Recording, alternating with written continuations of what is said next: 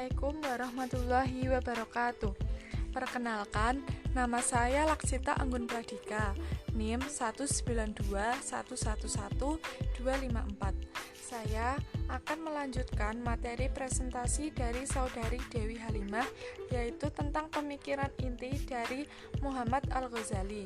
Saya menggunakan rujukan bacaan yang bersumber dari jurnal berjudul Rekonstruksi Pendidikan Moral di Era Global Studi Pemikiran Muhammad Al-Ghazali 1917 sampai 1996 yang ditulis oleh Muhammad Sultani dari Universitas Pancamarga edisi 2013. Muhammad Al-Ghazali merupakan salah satu seorang ulama besar yang dimiliki Islam dalam sepanjang sejarahnya. Mengapa demikian? Karena Al-Ghazali merupakan tokoh sufi yang terkenal pada abad ke-5. Ia tergolong ulama dan pemikir Islam yang sangat produktif dalam menuliskan buah pemikiran. Sosok Al-Ghazali merupakan pemikir yang memberikan kontribusi besar dalam keilmuan Islam. Nah, di sini saya akan menjelaskan sedikit tentang pemikiran-pemikiran beliau, yakni tentang pendidikan moral di era global. Dalam pandangan Muhammad Al-Ghazali, moralitas seorang dapat ditegaskan dengan syahadat tauhid, karena dengan mengucapkan syahadat, seseorang mengikrarkan derap langkah dalam pantas kehidupan sesuai dengan kehendak Tuhan.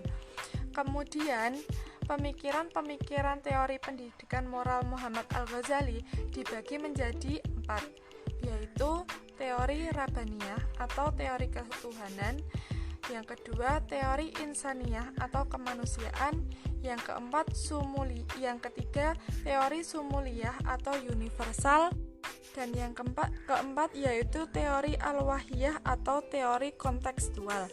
Nah, yang pertama saya akan menjelaskan teori yang pertama, yaitu teori Rabbaniyah atau teori ketuhanan.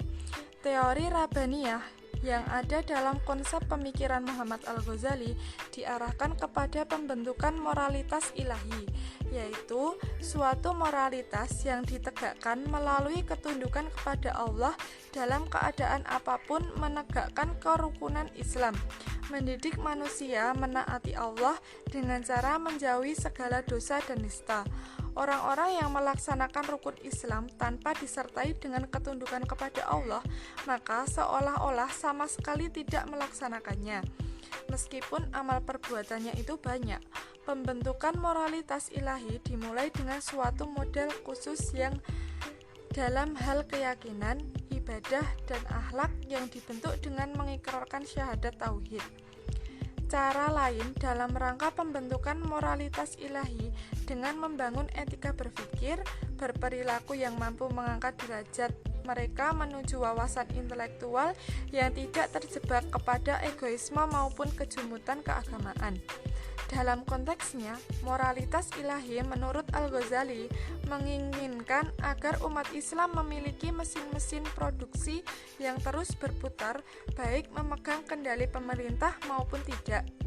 Al-Ghazali sangat benci segolongan di antara umat manusia yang terlintas dalam pikirannya mereka tentang adanya kesempatan menggulingkan pemerintah dengan cara apapun. Beranjak dari apa yang dikemukakan Al-Ghazali, ia tampaknya lebih suka kepada bentuk pemerintahan hidup yang suasana global dengan tetap eksis menjalankan ajaran-ajaran Islam diisi dengan penerapan sumpah syahadat tauhid menuju nilai-nilai Rabbani. Ia tidak menginginkan pemerintah yang berkedok Islami, tetapi di dalamnya berbaur dengan etika-etika yang sama sekali di luar ajaran Islam. Dari berbagai untaian pengalaman atau hayalan Al-Ghazali, sesungguhnya merupakan fenomena yang sangat menarik dan seyogyanya dilestarikan dan diaplikasikan dalam lingkungan anak didik serta kalangan masyarakat awam dalam memupuk kesempurnaan moral menuju titik transenden atau Tuhan semesta alam. Memang hal semacam ini adalah dalam bentuk pikiran, akan tetapi bagaimana metode yang mengembangkan selanjutnya dalam mengatasi gejolak moral keimanan seorang manusia merupakan inti dari keinginan dan dambaan Muhammad Al-Ghazali. Al-Ghazali mengawinkan absolutisme dengan rasionalisme karena ia memandang bahwa akal pemikiran yang notabene bertumpu pada otak merupakan anugerah Tuhan yang harus difungsikan. Otak merupakan fondasi pemikiran manusia yang mampu merasionalisasi seluruh ciptaannya serta jagat raya yang diperuntukkan untuk kepentingan dan kemakmuran manusia. Seluruh hasil rasionalisasi adalah untuk mewujudkan, mensejahterakan manusia yang pada akhirnya menuju kepada Allah Subhanahu wa Ta'ala sebagai penguasa mutlak dan absolut di alam semesta. Teori yang kedua yaitu teori insaniyah atau teori kemanusiaan. Dimensi-dimensi rabbaniyah yang mengarah seseorang muslim yang berupa iman, tauhid, dan khauf pada hakikatnya merupakan dimensi-dimensi insaniyah atau kemanusiaan, karena termasuk bagian dari keberadaan atau eksistensi manusia itu sendiri sebagaimana telah difitrahkan Allah. Itu adalah rahasia-rahasia firman Allah. Sesungguhnya, Rabbaniyah dalam kapasitasnya sebagai tujuan dan sasaran memerlukan keikhlasan, niat, dan amal, dan sasarannya hanya bagi Allah Subhanahu wa Ta'ala semata. Sesungguhnya, Rabbaniyah dalam kapasitasnya sebagai tujuan dan sasaran memerlukan keikhlasan, niat, amal, dan sasaran hanya kepada Allah semata, menjadikan ridho dan pahala sebagai akhir maksud dan klimaks bagi setiap usaha yang berada di belakang setiap gerak, ucapan, dan tindakan. Namun, maksud dari ini semua adalah memerdekakan, membahagiakan, menghormati, melindungi, serta memuliakan manusia. Muhammad Al-Ghazali, betapa tingginya nilai keikhlasan dan berlimpah ruh kebaikannya walaupun dengan sesuatu yang sedikit. Ikhlas bisa tumbuh menjadi besar sehingga mencuat bisa menandingi amal perbuatan hal-hal yang besar. Sebagai dijelaskan teori Rabbaniyah dan Insaniyah di atas, Muhammad Al-Ghazali melihat pada dasarnya antara akhlak dengan wahyu ilahi ada keterkaitannya, yaitu wahyu ilahi tidak akan meniadakan peran positif akal dalam memahami wahyu, melainkan istinbat dan hias dan mengisi hal-hal yang diamankan syariat. Akhlak dengan otak sebagai alatnya merupakan benda yang paling berharga bagi manusia. Akal dapat menjangkau seluruh isi bumi. Dengan menggunakan pemikiran, manusia akan sampai kepada pengetahuan adanya Tuhan yang menciptakan alam semesta. Penciptaan alam semesta berikut tentang planet-planet lain, tentunya di belakang itu ada pencipta yang maha dahsyat dan layak untuk disembah, yakni Allah Subhanahu wa Ta'ala. Selanjutnya yaitu teori yang ketiga, teori syamuliyah atau universal. Teori syumul yang diutarakan Muhammad Al-Ghazali maupun Yusuf Al-Qaradawi termasuk karakteristik yang membedakan Islam dari segala sesuatu yang dikehendaki manusia dari agama-agama, filsafat, mazhab-mazhab, atau aliran. Sumul atau universal meliputi semua zaman, kehidupan, dan eksistensi atau keberadaan manusia. Islam adalah risalah yang syumul atau universal yang berbicara kepada seluruh umat, suku, bangsa, dan semua status sosial. Islam bukan risalah bagi bangsa tertentu yang mengklaim bahwa semua manusia harus tunduk kepadanya.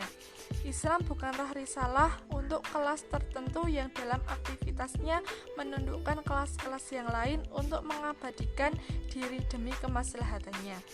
Jika Jika Islam merupakan risalah bagi seluruh umat manusia dalam semua jenjang perkembangannya, risalah kehidupan dengan seluruh aspek dan bidangnya, maka tidak heran kalau Muhammad Al-Ghazali mendapatkan ajaran-ajaran Islam semua memiliki keistimewaan dengan syumun ini dan melengkapi seluruh persoalan manusia, mulai dari sisi politik, sosial, budaya, seni, dan pemerintahan. Hal-hal yang berkaitan dengan teori syumuliyah ini selanjutnya dibagi oleh Yusuf Al-Qaradawi kepada beberapa bagian, yaitu akhlak yang berkaitan dengan kehidupan keluarga, akhlak yang berkaitan dengan kemasyarakatan, akhlak yang berkaitan dengan makhluk tidak berakal seperti hewan, burung, dan lain-lain, akhlak Islam yang berkaitan dengan alam makro, dan etika atau moral yang berkaitan dengan Khalik yang Maha Agung. Selanjutnya, teori yang terakhir yaitu teori al-wahyiyah atau kontekstual. Teori yang dimaksud Muhammad Al-Ghazali di sini bukan seperti yang diungkapkan oleh para ahli filsafat materis barat, di mana mereka mengingkari atau menolak segala yang tidak dapat dicerna indera dan menganggap bahwa yang wahyi adalah segala sesuatu yang dapat dirasa sekaligus materi yang berbentuk. Karena mereka pun kufur atau mengingkari ilah di alam. Adanya ruh dalam diri manusia dan di alam ini tidak ada sesuatu yang bersifat gaib. Mereka pun tidak percaya bahwa dunia ini adalah sebuah kehidupan, karena semuanya tidak dapat dibuktikan oleh realita yang dapat dilihat dan diraba.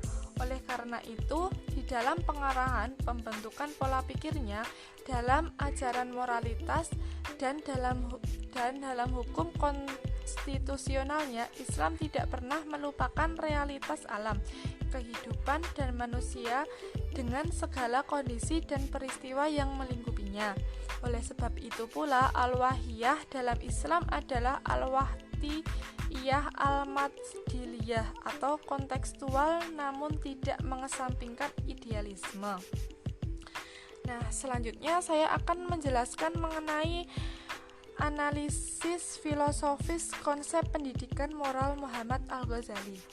Konsep pengetahuan dalam Islam menurut Muhammad Al-Ghazali, pengetahuan terbagi menjadi dua. Yang pertama yaitu pengetahuan yang diwahyukan yang diambil dari ayat-ayat Al-Quran sebagai sumber utama bagi akidah yang benar. Yang kedua yaitu pengetahuan yang diperoleh bisa melalui ilmu-ilmu yang ditempuh melalui pengalaman, perenungan, serta penelusuran akan keagungan Tuhan melalui alam. Kemajuan pengetahuan dan teknologis adalah sahabat bagi keimanan dan lawan bagi ateisme.